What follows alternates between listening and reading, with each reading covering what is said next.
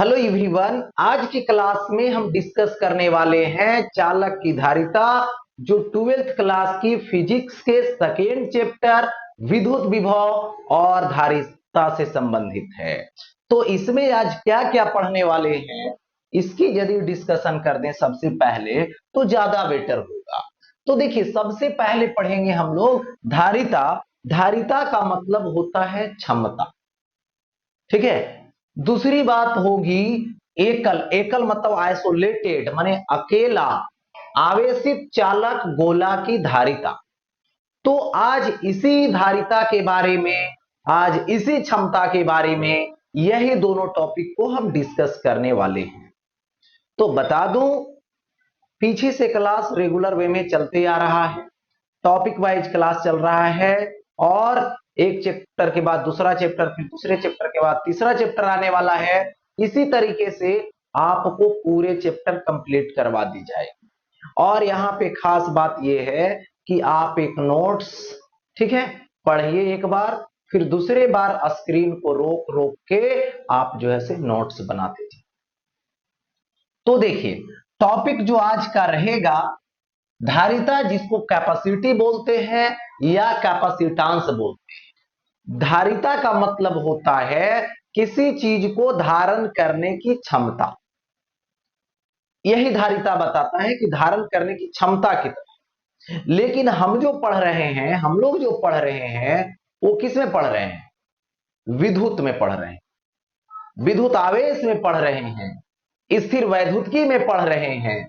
तो कोई भी चालक लोगे, और कोई भी चालक जब लोगे, तो उस चालक को विद्युत आवेश दोगे, तो उस विद्युत आवेश जो धारण करने की क्षमता होगी, विद्युत आवेश रखने की जो क्षमता होगी, उसी को यहां पे विद्युत धारिता कहते हैं, यानी धारिता कहते हैं।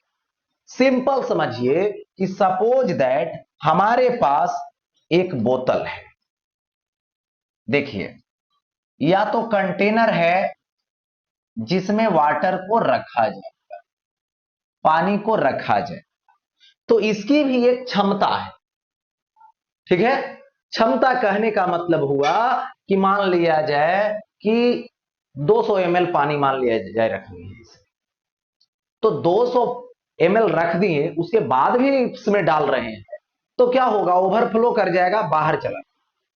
उसी तरीके से किसी भी चालक के पास एक अपनी भी क्षमता है, उसी लिमिट तक उसमें आवेश दे सकते हो। यदि उससे ज्यादा आवेश दोगे, तो वो आवेश जिस तरह से पानी बाहर चला गया, उसी तरीके से वहां रुक नहीं पाएगा चालक के पास, वो बाहर चला जाए।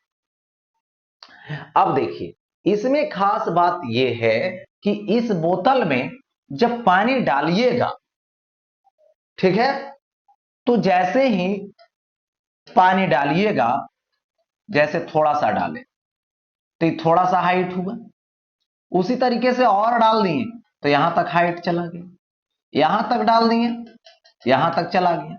इसका मतलब है कि जैसे जैसे आप पानी के अमाउंट को बढ़ाते जाइएगा, वैसे वैसे इस बोतल में पानी की हाइट भी बढ़ते जाएगी, ठीक है। पानी की भी हाइट बढ़ते जाएगी, ठीक है। पानी की अमाउंट को निकाल दीजिएगा, कम कर दीजिएगा, तो इस बोतल में वाटर की हाइट, यानी पानी की जो लेवल है, वो कम जाएगी।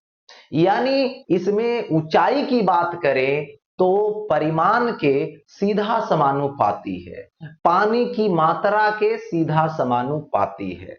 पानी की मात्रा बढ़ा देते हैं, हाइट बढ़ जाता है, पानी की मात्रा को कम कर देते हैं, हाइट कम जाती है। सेम यही सिचुएशन होती है किसमें? तो किसी भी चालक में, ठीक है। देखिए, यहां पर कोई चालक ले लिए, और इसको जब आवेशित आप करोगे, तो पता होनी चाहिए कि आवेश कहां होता है, उसके सतह पर वितरित होता है। तो देखिए, इसके सतह पर आवेश वितरित होने लगा, जब आवेशित करने लगा, जैसे जैसे आवेश बढ़ाओगे, जैसे जैसे बोतल में पानी की मात्रा बढ़ाओगे, वैसे वैसे पानी की ऊंचाई बढ़ेगी। उसी तरीके से यहां पर जैसे जैसे इसमें क्या करेंगे, ठीक है, आवेश बढ़ाएंगे, विद्युत आवेश बढ़ाएंगे, वैसे वैसे विभव बढ़ेगी, है ना, विभव राइज करेगी, है ना, विभव में वृद्धि होगी। तो यहां पर क्या होता है कि इसको आवेश दिया Q और इसका विभव हो गया यहां पर V, ठीक है। तो दिया गया आवेश और विभव आपस में सीधा समानुपाती है, यानी बोल सकते हैं विद्युत आवेश समानुपाती विभव, ठीक है, या तो विभव में वृद्धि, तो क्यू वैरिज भी होगा। और कहीं भी यदि आप वैरिज को हटाते हैं, रिमूव करते हैं, तो वहां पर एक कांस्टेंट लाया जाता है, और वो कांस्टेंट यहां पर है Q इज इक्वल टू सी भी। वो क्या है, सी भी, जिसको बोल सकते हैं C is equal to Q by V. यही जो यहां पर कांस्टेंट आया, जो नियतांक आया, इस नियतांक को लिखते हैं, यही धारिता है, यही विद्युत धारिता है, यही कैपेसिटी है, यही कैपेसिटेंस है। तो ये हो गया, मतलब जिसको क्या बोलिएगा, C बराबर क्यू बाई भी। क्यू क्या है, दिया गया आवेश है, भी क्या है, विभव में हुई वृद्धि है, ठीक है। तो यहां पर क्या हो गया, एक अनुपात हो गया, दिए गए विद्युत आवेश और विभव में हुए वृद्धि के अनुपात को विद्युत धारिता कहते हैं। जो देखो लिखा हुआ है, किसी चालक को दिए गए आवेश व चालक के विभव में हुई वृद्धि के अनुपात को धारिता कहते हैं, है ना। यानी यहां पर आगे अब बढ़ें तो देखिए सी जो है, सी को क्या बोलेंगे, तो बोलेंगे विद्युत धारिता, ये बात, ठीक है। और सी की जो मात्रक होती है, एसआई मात्रक, है ना, यानी सी का लिख सकते हैं, सी का यानी विद्युत धारिता का एसआई मात्रक, एसआई मात्रक होता है फैराड, और इस फैराड को कैपिटल एफ से रिप्रेजेंट करते हैं, और ये 1 फैराड इज इक्वल टू होता है 1 कूलम पर वोल्ट। यानी यदि किसी चालक को 1 कूलम का आवेश देते हो और उसका विद्युत विभव 1 वोल्ट से राइज करता है, 1 वोल्ट से वृद्धि होती है उसमें, तो उसी को बोला जाता है 1 फैराड। 1 फैराड हो गया, देखिए 1 farad is equal to 1 coulomb per volt, SI मात्रक हो गया वोल्ट। अब यहां पे समझने वाली बात है कि देखो कभी कभी आएगा 1 मिली फैराड, जिसको लिखना 10 टू दी पावर -3 फैराड। मिली मतलब 10 टू दी पावर -3, मिली कहीं भी आवे उसको हटाओगे तो 10 टू दी पावर -3। ये है माइक्रो, 1 माइक्रो फैराड यानी 10 टू दी पावर -6 फैराड। एक है यहां पे माइक्रो के बाद नैनो, 1 नैनो फैराड मतलब 10 टू दी पावर -9 फैराड। एक है यहां पे 1 पिको फैराड यानी 10 टू दी पावर -12 फैराड, हो गया। ये देखिए, अब इसके बाद आगे बढ़ते हैं जिसका नाम है डायमेंशन, विमा। किसका विमा, धारिता की विमा। तो यहां पर चलेंगे, लिखेंगे विद्युत धारिता की विमा। हो गया। विद्युत धारिता की विमा। विद्युत धारिता की विमा के बारे में अब डिस्कस करेंगे। तो देखिए, C is equal to Q by V। C is equal to Q by V होगा। देखिए, तो Q का वैल्यू दे दीजिए, Q का बीमा बैठाइए 80। यहां पे V है वोल्टेज यानी विभव है, इसकी बीमा बैठाएंगे, लगाएंगे तो थोड़ा सा देखिए इसको एक स्टेप और बढ़ा देते। ये Q है, V का मतलब हुआ W बाई Q, यानी विभव का फॉर्मूला पहले बेसिकली टर्म में लाते हैं।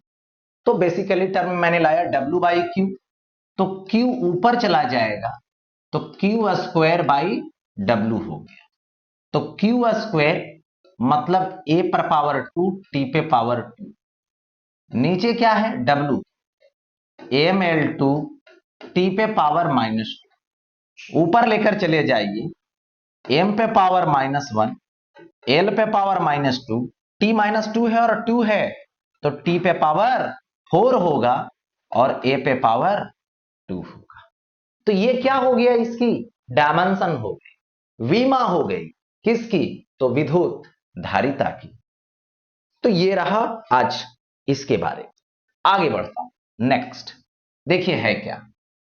जब एक चालक को इतना नैनो कूलॉम आवेश दिया जाता है तो इसका विभव इतना वोल्ट हो जाता है। चालक की धारिता निकाल। तो सबसे पहले मैं बता दूं कि जो गिवन वैल्यू है उसको लिख लीजिए और क्या निकालनी है ये भी बात कर लीजिए। अब देखिए, एक चालक को आवेश दिया गया तो आवेश क्या है, Q कितना है 3 नैनो कूलॉम, यानी 3 इंटू नैनो मतलब 10 टू दी पावर -9 आवेश दिया जाता है। तो उसका विभव V बराबर 150 वोल्ट हो जाता है। C बराबर वाट, चार्ज को कूलॉम में, विभव को यहां पर वोल्ट में, तो C को फैराड में मापेंगे। C की जो वैल्यू आएगी वो फैराड में। तो यहां पर C इज इक्वल टू क्या आएगा, Q बाई V आएगा। C is equal to Q by V होगा। अब देखिए C is equal to Q का वैल्यू दीजिए, Q का वैल्यू यहां पे 3 into 10 to the power -9 by, ठीक है, ये तो कूलॉम होगा, और नीचे 150 और ये वोल्ट होगा। ठीक है, अच्छा ऐसा है। तो इसमें इसको कैलकुलेट करोगे तो एक रूल है, देखिए ये 150, ऐसा करते हैं 1000 और बाई 1000 कर दी तो ये कितना हो गया, ये आ जाएगा 3000, आई हो गया 150, ये पावर देखो 10 टू दी पावर क्या है -9 और नीचे से जाएगा तो 10 टू दी पावर -3 और ये कूलॉम पर वोल्ट हो, ये तो फैराड हो जाएगा। अब देखिए 1 0 से 1 0 कैंसिल कीजिए, ये 20 आएगा, तो 20 10 पर पावर -9 -3 -12 फैराड, यानी 20 और ये पिको फैराड आएगा, दैट मीन सॉल्व हो गया। यानी ये कैपेसिटी हो गई, धारिता हो गई, ऐसे सवाल को सॉल्व करने का मेथड। अब आगे बढ़ते हैं। एकल गोलीय, एकल मतलब आइसोलेटेड मैंने बोला, गोलीय चालक की धारिता बतलानी है आप। तो सपोज कर लीजिए एक गोलाकार चालक है, ठीक है, इस चालक की त्रिज्या की बात कीजिए तो इस चालक की त्रिज्या यहां पे R है और जब इसको आवेशित करोगे तो आवेश सतह पे जाएगी। तो सपोज कीजिए कि मैंने आवेश दिया और वो आवेश कहां चला गया, सतह पर चला गया। जो आवेश कितना है, तो Q है, वो आवेश यहां पर Q है। ठीक, तो अब मुझे धारिता चाहिए। धारिता के लिए बेसिक कंसेप्ट होता है विद्युत विभव और विद्युत आवेश चाहिए। तो विद्युत आवेश तो मैं जान रहा हूं, लेकिन विद्युत विभव नहीं जान रहा, तो विद्युत विभव निकालनी पड़ेगी। अब विद्युत विभव निकालनी पड़ेगी तो यहां पे ऐसा कर सकते हैं हम लोग। क्या कर सकते हैं, देखिए Q आवेश दिए तो विद्युत विभव जो होगी सतह पर होगी 1/4πε Q बाई R होगा। बेसिक कंसेप्ट लीजिए, जो मेन फॉर्मूला है धारिता की, जो मैंने अभी बतलाया, C बराबर Q बाई V। तो यहां पर C is equal to Q by V को लाइए, तो C is equal to Q रखिए, V का वैल्यू पुट कीजिए 1/4πε Q बाई R। Q कटेगा, so C is equal to 4πε0 R, यानी बेसिक फॉर्मूला हो गया 4πε0 R। That means C varies R, यानी जितना बड़ा रेडियस होगा उतनी ज्यादा कैपेसिटी होगी, उतना ज्यादा आवेश रखेगा। ऐसे भी कंडक्टर के साइज के प्रोपोर्शनल होता है, समानुपाती होता है। जितना बड़ा कंडक्टर का सरफेस होगा, ठीक है, उतना आवेश ज्यादा वो रखने का काम करेगा, उसकी क्षमता उतना ज्यादा होगी। तो सी वैरीज आर हो। यहां तक समझ में आ गई बात? अच्छा, लेकिन यहां पे एक बेसिक चीज याद रखनी है कि ये जो 4πε0 आया है, तो देखिए 1/4πε0 9 इंटू 10⁹ न्यूटन मीटर स्क्वायर पर कूलम स्क्वायर होता है। तो पलट जब दोगे 4πε0 तो ये आ जाएगा 1/9 10⁹ कूलम स्क्वायर पर न्यूटन मीटर स्क्वायर, यही तो होगा। अच्छा, अब देखो आगे बतलाते हैं। 1 मीटर त्रिज्या वाले चालक गोला का धारिता निकालना, यानी 1 मीटर त्रिज्या है, जो चालक है उसकी धारिता निकालनी है, उस गोले की धारिता निकालनी। तो यहां पे मैं लिखूं R is equal to 1 meter, ठीक है, और हमें C निकालना है। तो C is equal to what, तो C is equal to 4πε0 R। 4πε0 की वैल्यू 1/9 10⁹ SI में, इंटू R भी SI में, तो 1। तो ये हो जाएगा 1/9, ऊपर ले जाइए 10⁻⁻9 और ये फैराड हो जाएगा। ठीक है, तो यहां से लिख सकते हो, सो C इज इक्वल टू 1/9 10⁻⁻9, तो नैनो, और ये फैराड हो जाएगा। तो C की वैल्यू 1/9 नैनो फैराड आ गई।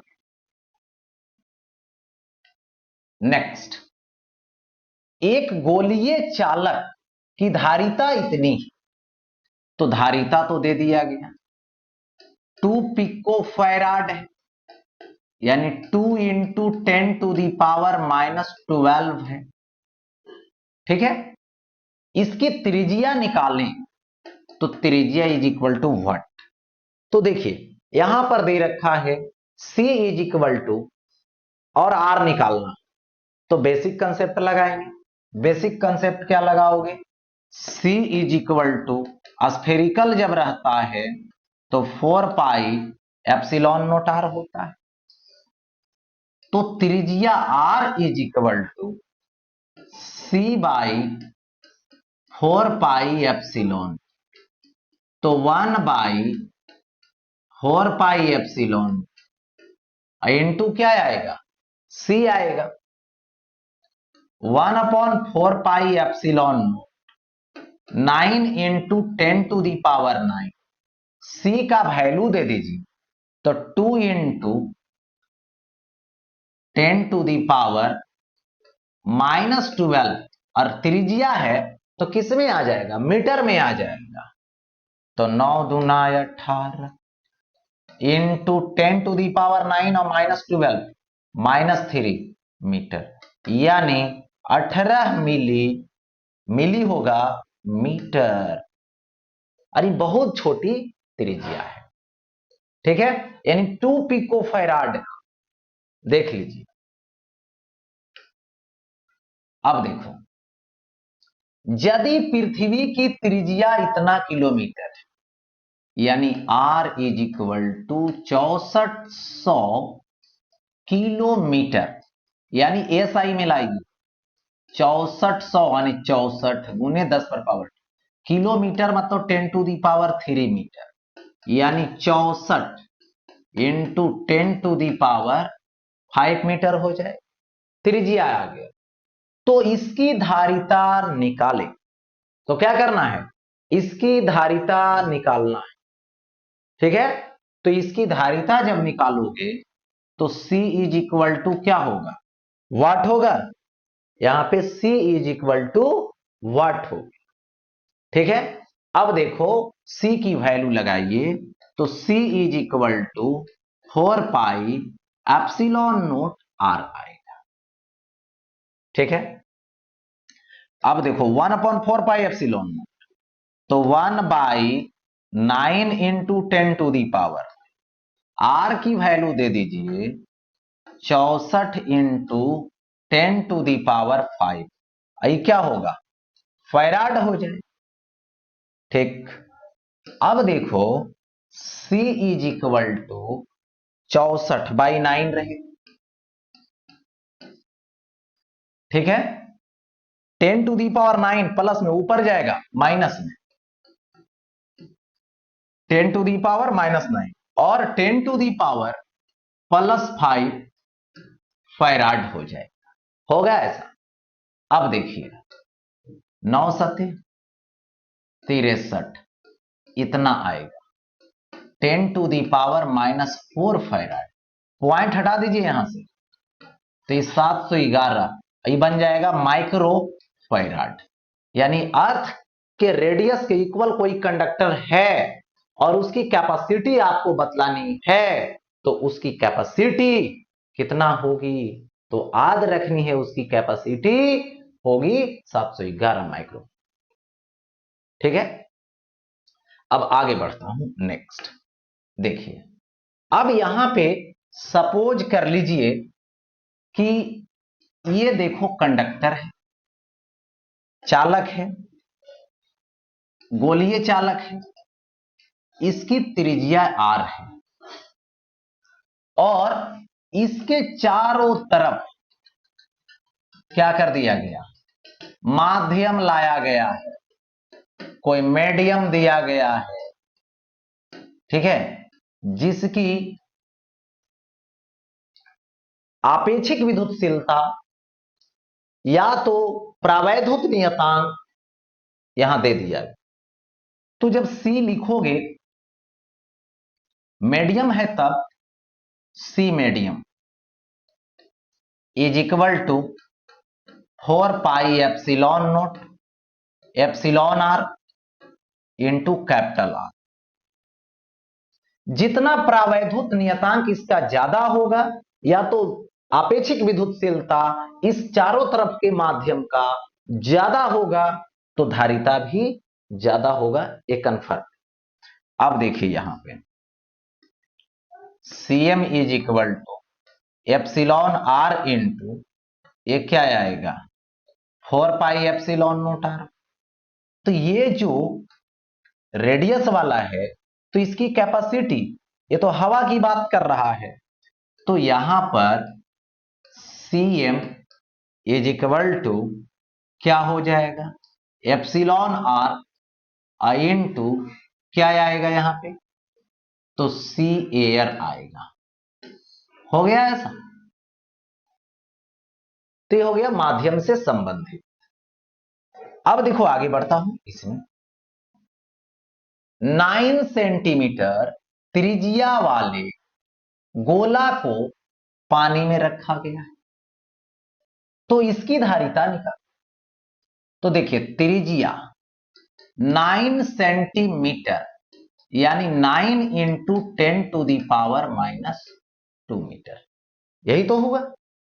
अब देखियो यहां पे के लिखिए या तो एप्सिलॉन आर लिखिए जो 81 है, तो C is equal to 4π∭, epsilon R जिसके जगह पे के रख दो तो ये आर आ जाएगा 1/4π∭, तो 1/9 इंटू 10⁻⁹ के का वैल्यू दे दो 81 इंटू आर का वैल्यू दे दो, ठीक है, तो आर की वैल्यू आएगी 9 इंटू 10⁻², यही तो होगा।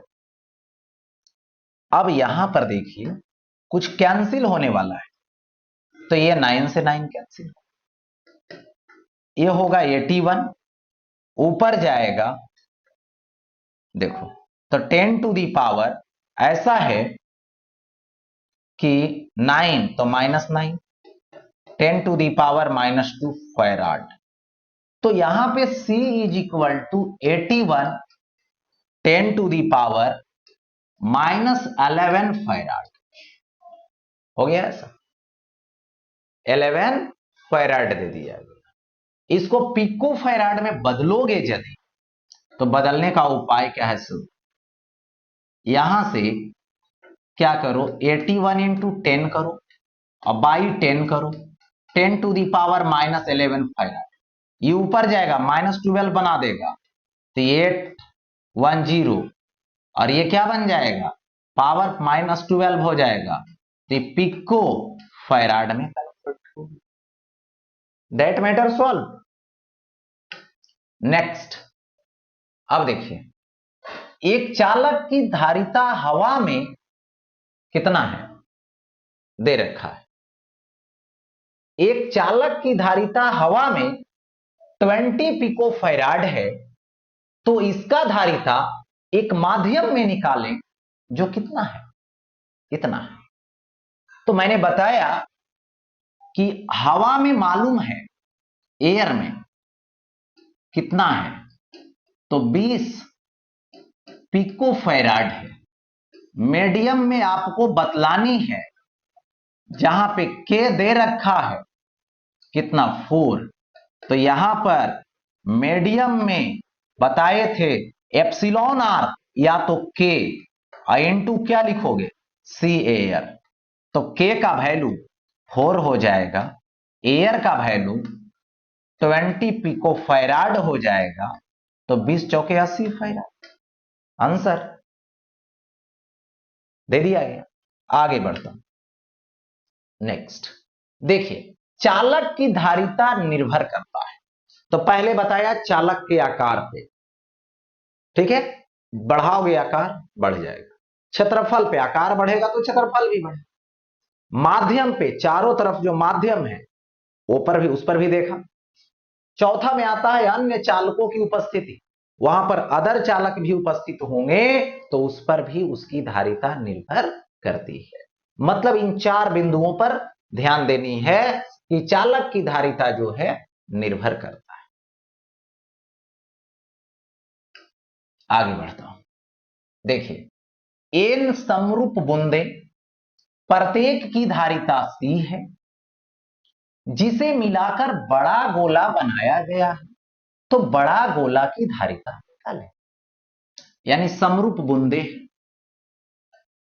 एक बूंद, दूसरा बूंद, तीसरा बूंद, चलते गया और एन तक गया और मिल करके एक बड़ा सा बूंद बना, ठीक। इसमें सपोज कीजिए कि इसकी जो प्रत्येक की त्रिज्या स्मॉल आर है, कैपेसिटी सी, तो C is equal to 4 pi epsilon naught R, equation first.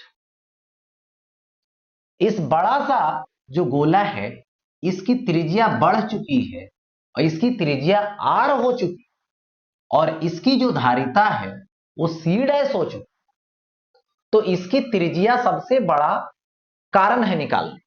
यदि त्रिज्या मिल जाएगा तो कैपेसिटी मिल जाएगी। तो त्रिज्या निकालने के लिए क्या करना होगा कि सभी बूंदे मिला बड़ा सा गोला बनाया, तो आयतन कभी बदलता नहीं, जितना सभी का आयतन होगा उतना ही इसका भी आयतन होगा। तो सभी का आयतन लेते हैं पहले, तो कैसे करेंगे, एक का आयतन में कहां तक, n तक ने गया है, तो n से मल्टीप्लाई कर दीजिए और एक का आयतन ले लीजिए 4/3 पाई आर की, जो कि क्या होगा, टोटल आयतन हो गया, एक का आयतन गुने n, ठीक है, इज इक्वल टू बड़ा का आयतन, तो बड़ा का आयतन क्या होगा 4/3 पाई आर की।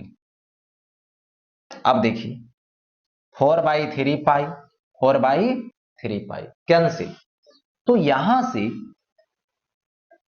n into R cube is equal to capital आर, इधर क्यूब हटाएंगे तो क्यूब रूट आएगा, तो सो क्यूब रूट हो जाएगा, तो n पे पावर 1/3 इंटू स्मॉल आर, तो त्रिज्या आ गया, ठीक है, ये क्या आ गया, त्रिज्या आ गया।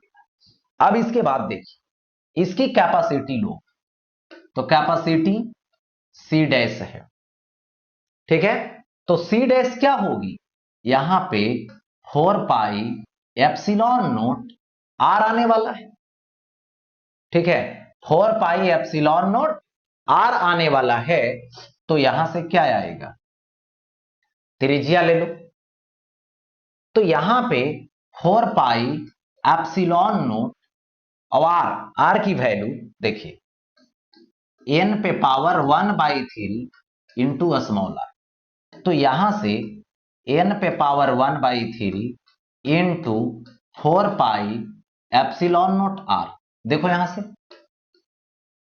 4 पाई एप्सिलॉन नोट आर है, तो ये लिखोगे C dash is equal to n पे पावर 1/3 और इंटू C, यानी ये बड़ा सा जो गोला बना उसकी धारिता निकल गई, n पे पावर 1/3 इंटू C हो गया। ओके,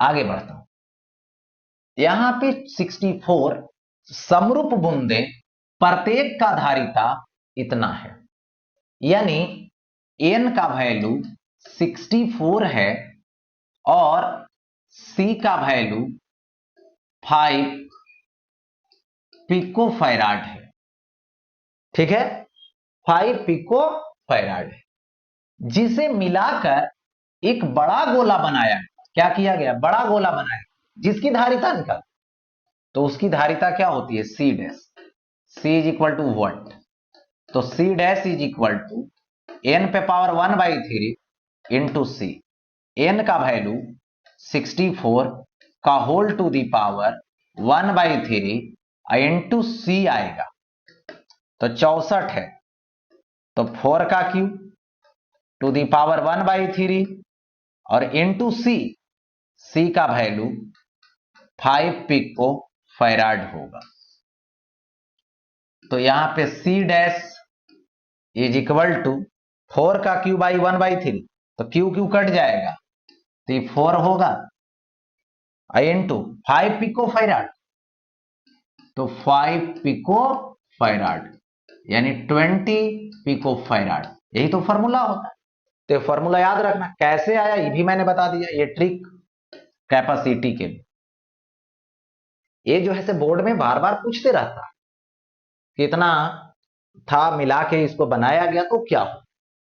आगे बढ़ते देखिए, कुछ समरूप मालूम नहीं कितना है, तो n बराबर वाट, बूंदे प्रत्येक की धारिता इतना है, तो C का वैल्यू कितना है 5 पिको फैराड है, जिसे मिलाकर एक बड़ा गोला बनाया गया है जिसकी धारिता C डैश जो 20 पिको फैराड है, तो बूंदे की संख्या निकालिए। तो फॉर्मूला क्या होता है, बड़ा का धारिता इज इक्वल टू n पर पावर 1/3 इंटू C। तो C डैश के जगह पे 20 n पे पावर 1/3 इंटू C, तो 5 डिवाइड कर दीजिए, 4 आ जाएगा। तो 4 इज इक्वल टू n पे पावर 1/3। तो इधर देखो ये 1/3 क्यूब है, क्यूब रूट है, तो इधर क्यूब में जाएगा, तो 4 का क्यूब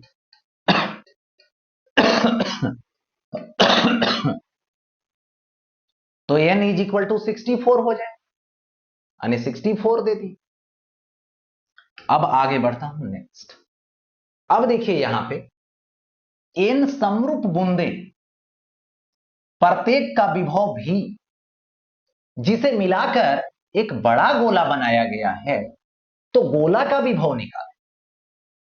देखिए ये है एक, दूसरा, चलते जाओ कहां तक, n तक। तो यहां पर एक बात समझिए कि इसकी जो त्रिज्या है वो स्मॉल r है, इसका जो चार्ज है वो q है, तो सब पर q q, ठीक। तो इसकी जो विभव होगी वो 1/4 पाई एप्सिलॉन नोट Q/R होगा, इक्वेशन फर्स्ट।